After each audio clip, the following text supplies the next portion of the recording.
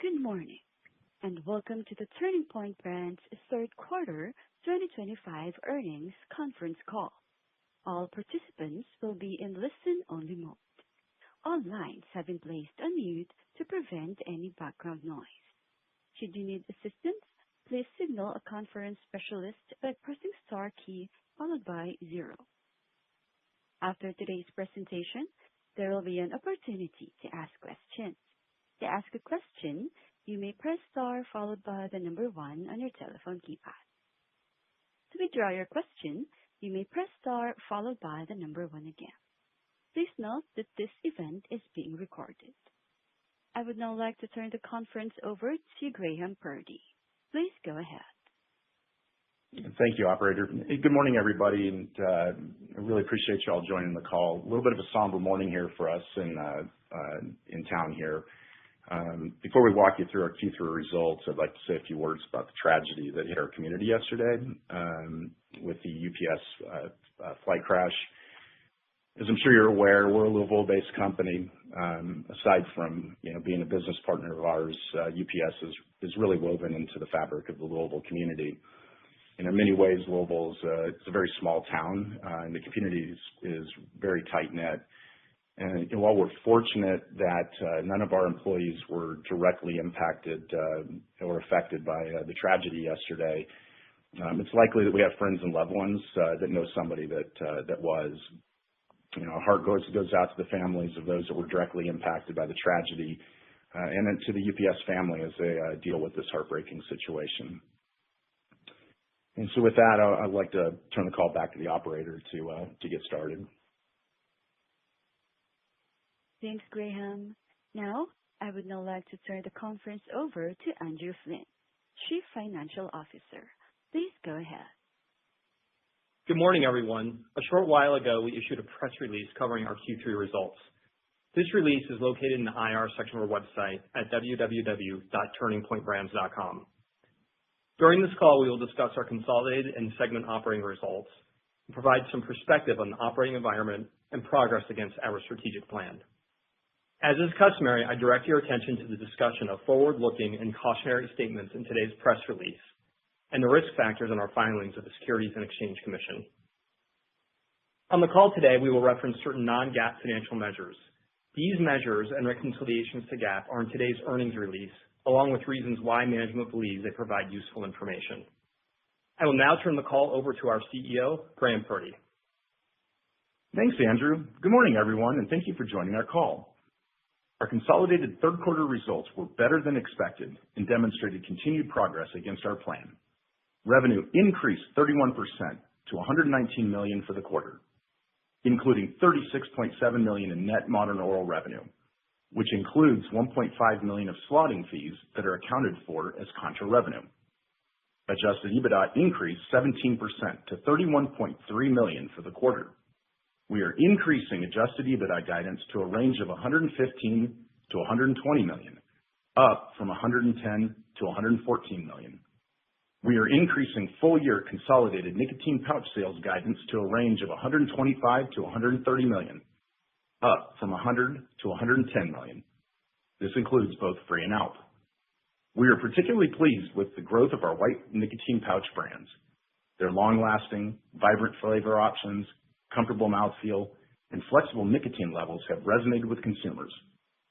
During the quarter, white pouch sales increased 628% year over year and 22% sequentially. Some of you may have noticed that ALP, already one of the top D2C pouch brands in America, has started to appear on bricks and mortar shelves in select retailer tests. Recall that we initially expected ALP to be exclusive D2C for all of 2025. Suffice it to say, we are pleased ALP is running ahead of schedule. We believe the nicotine pouch space, like most other nicotine businesses, will ultimately feature 5 to 6 widely distributed brands that command most of the market. Analysts' expectations for the size of the category differ, but most believe it will approach, if not exceed, $10 billion in manufacturers' revenue by the end of the decade. Our Q3 performance supports our long-term target of double-digit market share in the category.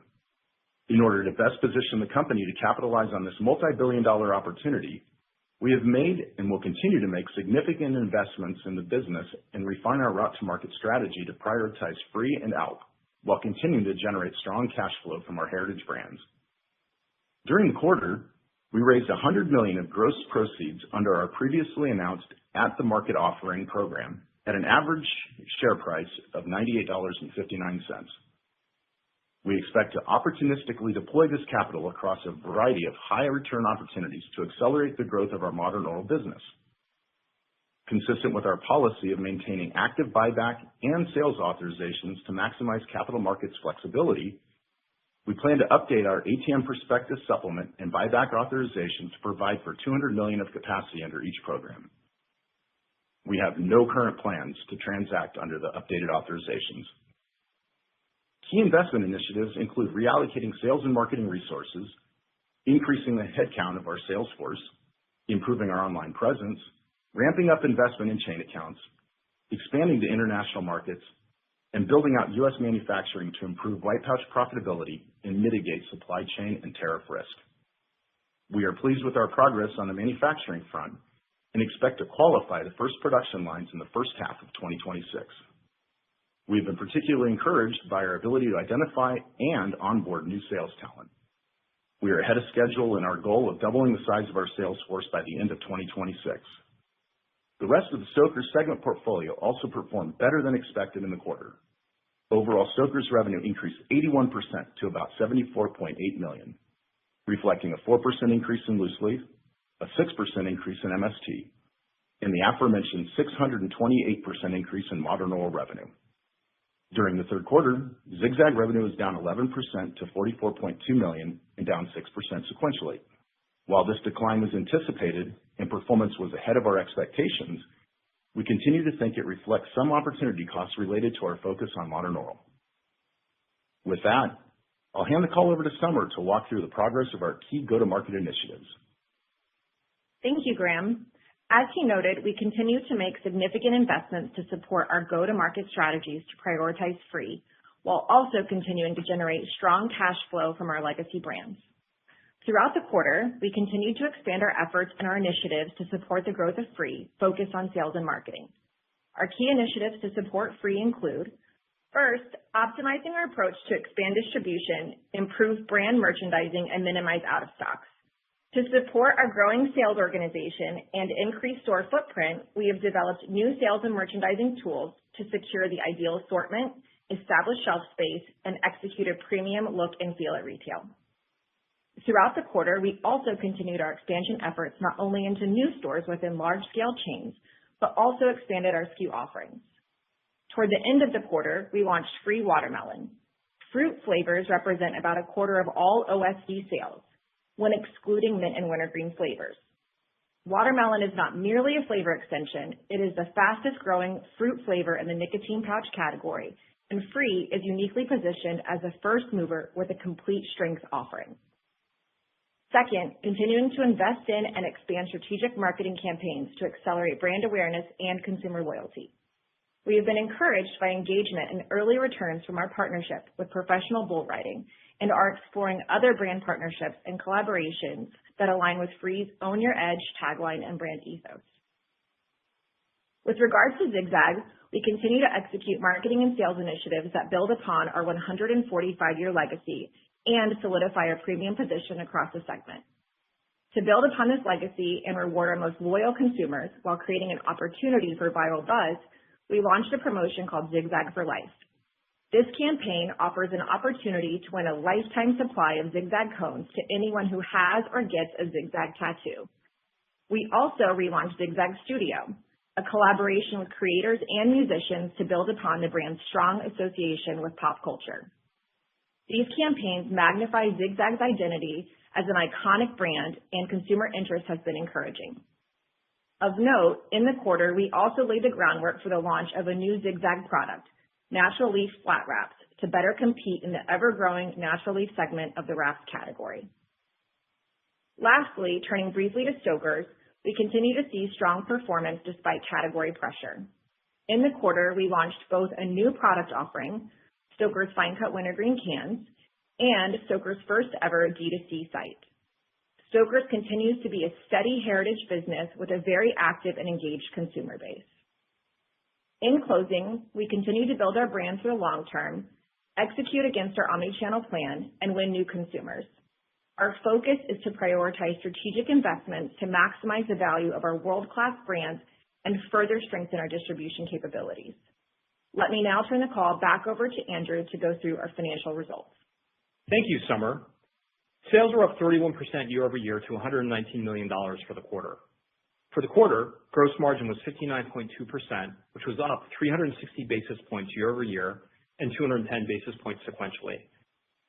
The change in margin is mix-driven, primarily related to our outsized growth in Modern Oral. Reported SG&A was $44.5 million for the quarter, which was up $4.2 million sequentially. This increase was primarily driven by Modern Oral-related sales and marketing investments, as well as increased outbound freight charges to support our growing business. Adjusted EBITDA was up 17% year over year to $31.3 million for the quarter at a 26.3% margin.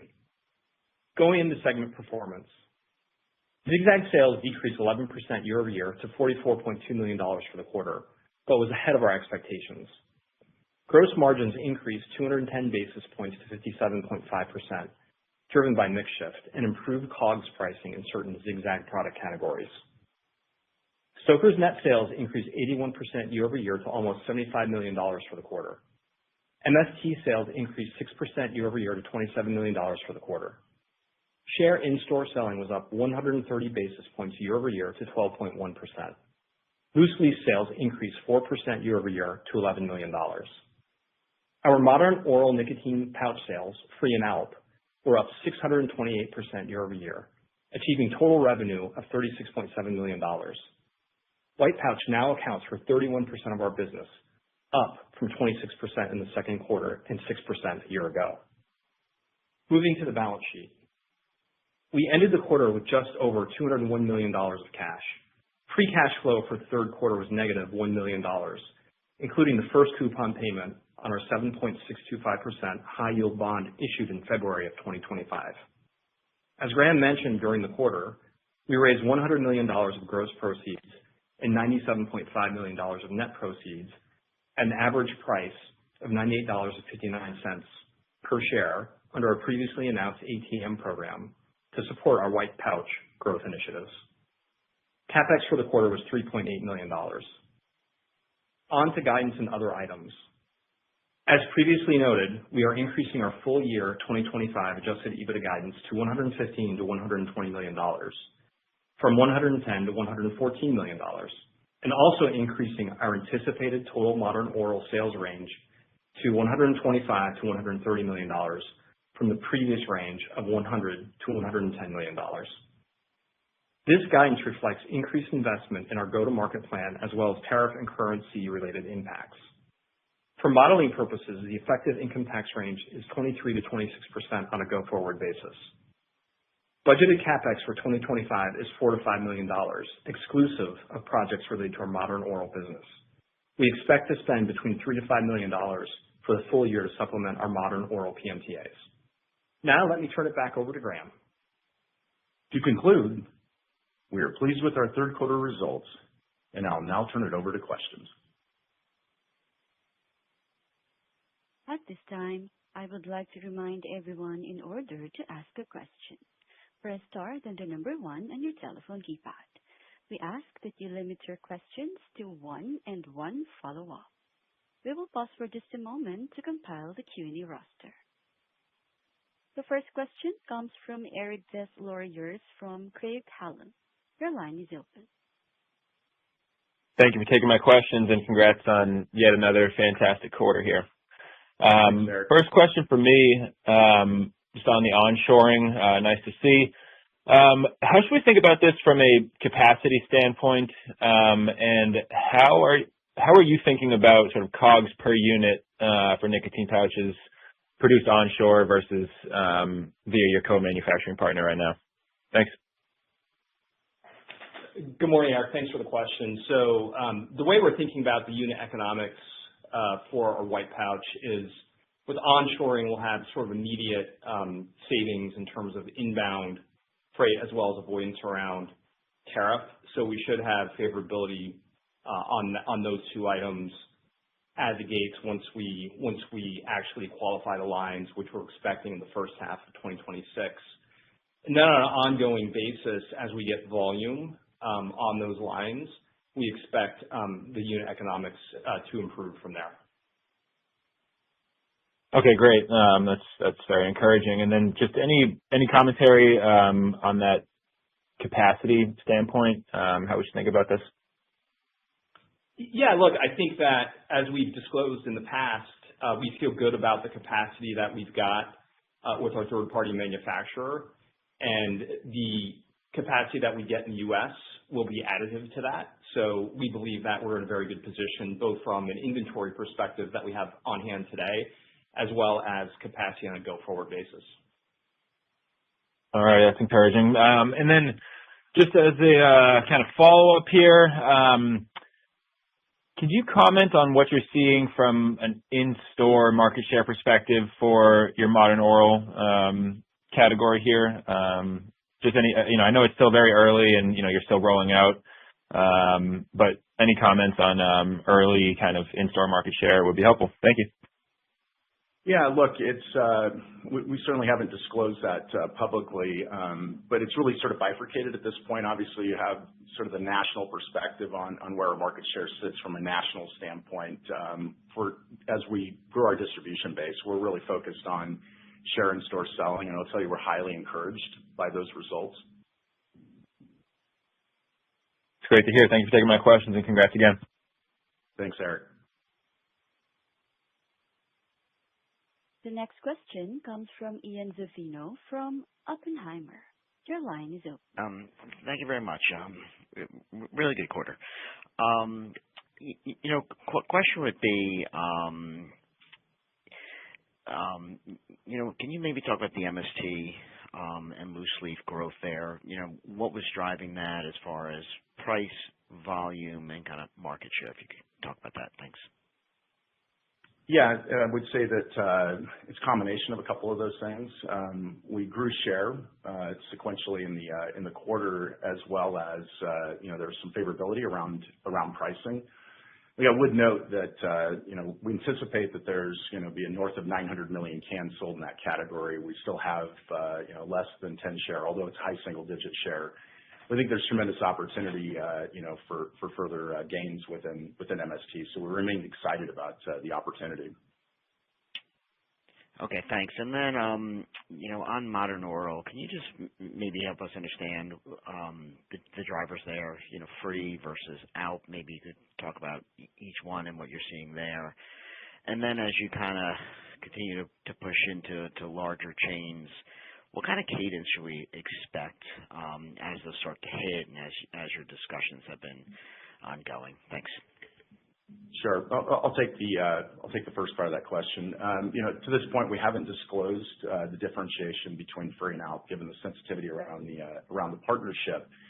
What I can say is we saw healthy growth from both properties during the quarter, so we were excited about that. Our out business continues to dominate from a B2C standpoint, but they are also making some inroads into some bricks and mortar accounts. We're highly encouraged by the results of some of those early tests in there. Free had a very nice quarter, both online as well as in bricks and mortar. Pass it over to Summer to answer the second part of the question there for you, Ian. Hey there. We continue to make progress in both new chains and expanding our SKU assortment in existing chains. So we remain really excited and encouraged about our progress there. And in particular with some of the partners we've had for a while, both sides continue to be happy with the partnership, and we're excited to see how it evolves in coming quarters. And as we look toward progressing in upcoming quarters, major chains are in the process of evaluating their planograms for next year, and we're in those conversations, same as our competitors. So we look forward to how the next few quarters roll out. Okay, thanks. And then if I could just ask one more here. As far as in modern oral, the promotions, how did you handle the promotions that we saw a couple of months ago? And how do you kind of navigate the landscape given that, or what's kind of, I guess, your overall view of how the category is going to kind of play out over the competitive landscape is going to play out over the next, call it, quarter or 2 quarters or so? Thanks. Sure. Look, I remain bullish on the category, and one of those sort of foundational components about that bullishness is around the balance sheets that the large manufacturers have to deploy against converting consumers into the category. We believe we have a winning format as well as 2 winning brands that give us an opportunity to really chase after consumers. Obviously, Q3 was a brutal promotional quarter, but not for us. We sort of maintained the integrity of our pricing at retail. We continue to focus on the things that we know win for our brands, which is getting more shelf space, getting broader presence in the store. So we really did participate within the quarter as we saw the major competitors sort of deploy their promotional resources to the market. Now, look, we think long term, there's going to be strategic opportunities for us to invest in opening up the funnel for the consumer, but we're taking a really measured approach and really reading our data and listening to what consumers are telling us within our online platforms, which gives us somewhat of a distinct advantage when we have that really direct touch point with our consumer. So we'll be opportunistic in terms of the way we think about deploying our promotional dollars from a retail standpoint. But more importantly, we're really focused on getting our platform right in the store, because we see when we do that we have a really great opportunity to win consumers. Okay, thank you very much. Great quarter. The next question comes from Aaron Gray from Alliance Global Partners. Your line is open. Hi, this is John on for Aaron Gray. Thanks for the question and congrats on the strong quarter. So I know in the prepared remarks you touched on the go-to-market strategy progress, but in terms of distribution, do you still see meaningful white space opportunities for free, more so near term? And for ALP, when should we expect to see meaningful brick-and-mortar distribution? Were some of the initial brick-and-mortar channel pilots to see how ALP and Free performed? Just any more color on what you think may be the right approach to promote the brands alongside each other would be helpful.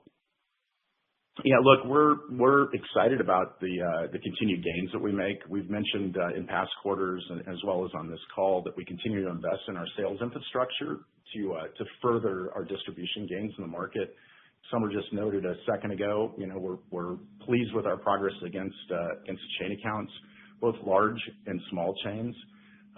We do have an account that shares both platforms, both Free and ALP. We've been excited about the results of sort of that shared platform inside the store. There's a tremendous amount of white space for both brands, albeit a little bit more for ALP at this point in time, given the fact that we've been focused on bricks and mortar distribution out the gate, and ALP has been focused on direct to consumer.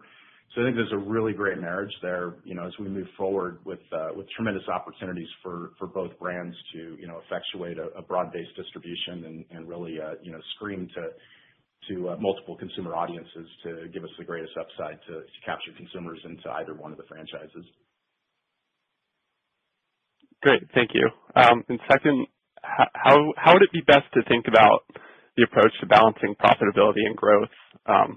4Q embeds a little bit of EBITDA margin pressure, and the company has been able to achieve, sizable growth while maintaining a healthy EBITDA margin of 26% year to date in 2025.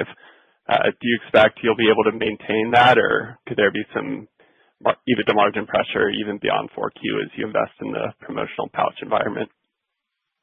Yeah, look, we're not certainly going to comment on our investment strategy specifically for competitive reasons. I would say that, at this point in time, we've struck a sort of a healthy balance between growth and profitability, and so I think that we'll be measured in the future in terms of how we deploy our resources around high return projects.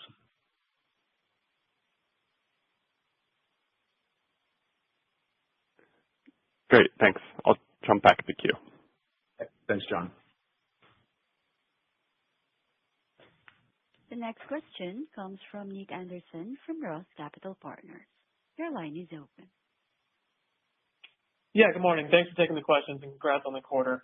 First one from me, just on modern oral. Given the growth in the category, have you seen any noticeable changes in shelf space allocation by retailers?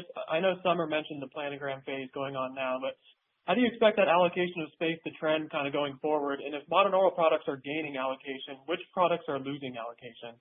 Thank you. Yeah, I'll take that question, and Graham can chime in as well. What we're hearing from retail is that they're really taking a methodical approach to how they do allocate space across their shelf and their back bar area, because they see the category dynamics shifting more to OST. And so they're being really diligent and deliberate about how they're allocating that space across the segments in the nicotine space, and then being really thoughtful about which brands they're putting on shelf as well based on performance. And so we're happy to be part of those conversations. Yeah, look, I think we anticipate that the allocation of space for modern oral will grow given the underlying growth of the category.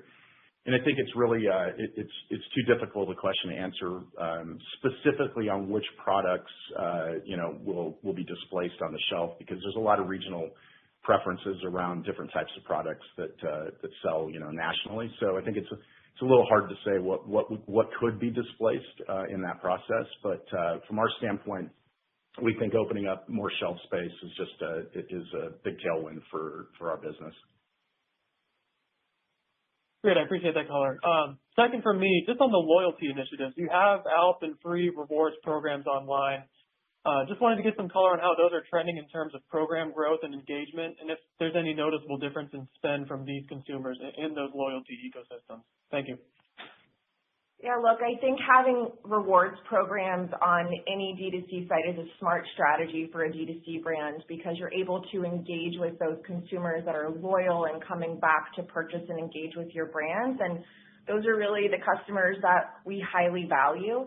And so as we continue to grow that program, we'll continue to evolve and engage with those consumers, and they're certainly the most valuable to us. And that first-party data and being able to understand their preferences is something that we're really focused on. Yeah, look, I'd like to add to that as well. Both free and out, I think where we're particularly excited is the engagement with our subscription signups on both platforms. While we haven't specifically pointed out what that growth is, we're very encouraged with the consumer adoption around our subscription service. Great, that's it for me. Congrats on the quarter again. I'll jump back in the queue. Thanks, Nick. The last question comes from Gerald Pascarelli from Needham. Your line is open. Great. Thank you very much for taking the questions. Just on modern oral, obviously it's another very strong quarter, another very strong guidance raise here. But the guidance does imply that the trends, that the revenue will slow, I think, to like mid-single digit growth sequentially if you use the midpoint of the updated guidance here. So if you could maybe just talk about some of the dynamics, was there a potential pull forward in revenue in 3Q, or, is it fair to assume that there may be a certain degree of conservatism embedded in the new outlook, just given some of the category dynamics? So any color there would be helpful. Thanks. Yeah, Gerald, great question. Thank you. Thank you for asking. Look, I think while we're excited about sort of the guidance increase, I think the area that we would point out is, as we go out and we get on shelf and we negotiate those deals to get on shelf, that comes at the expense of contra revenue. And so I think in the out quarters, what you could expect from us is really to talk a little bit of the differential between our gross sales and net sales because of that dynamic of contra revenue. But that's really the area that speaks to your question. Got it. Thank you.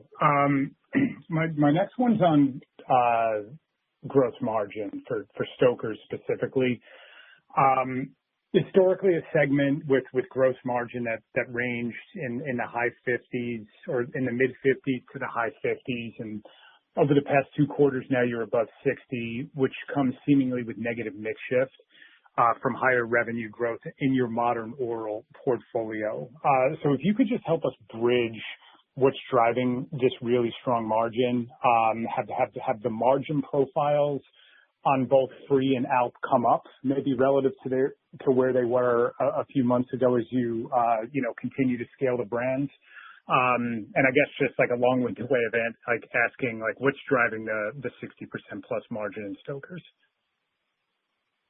Yeah, thanks for the question. So what's driving the higher margins in the segment is really mix. And what we're seeing is that we have a higher D2C in the modern oral part of that business. And I think the thing that's important to keep in mind is that our freight expense is actually in SG&A and not in cost of goods. And so when you look at it, when you include the SG&A portion of that freight that's attributable, you will see some compression on the margins at the EBITDA line. But that's part of the driver. The other part of the driver is tariffs on a go-forward basis. We would expect to have more of an impact on tariffs. So as I think about the short term over the next couple of quarters, I would expect to see those margins come down just a bit due to margins, but also we'll still have a higher mix of D2C, which should elevate. But I'd expect net for those margins to come down just a bit. Perfect.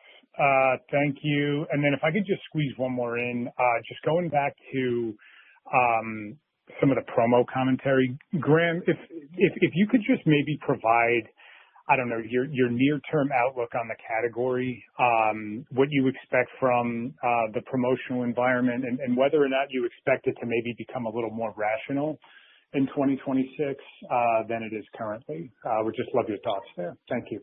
Yeah, well, I appreciate the question. Look, you've got three well-run, well-financed companies with incredibly strong balance sheets, and they really, this category sort of is an area that they have to win in, right? And so I think that with that as the backdrop, as they all fight for the consumer, I would anticipate that the promotional environment would remain healthy, driven by the large competitors in the category.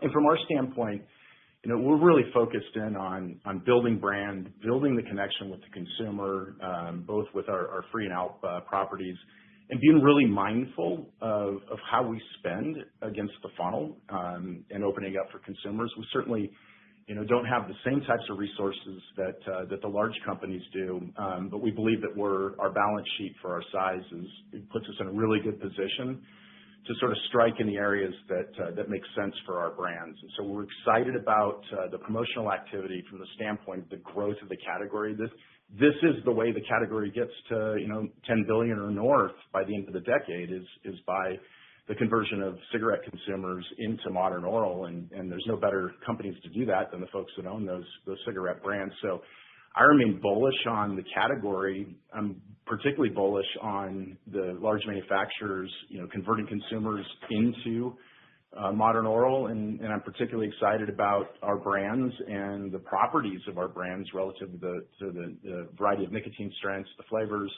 as well as the mouthfeel. I think that when we have a consumer that tries our product, we have a really good shot at converting that consumer. And so I don't anticipate that the landscape will lighten up anytime soon from a promotional standpoint. It's been going on for over a year now. There has been some large company in the space that has been on promotion at some point in time for well over a year now. And so I don't think it's going to change anytime soon from that standpoint. But we're just bullish and excited about our opportunity, to win consumers because of our brand as well as the features and benefits of the product.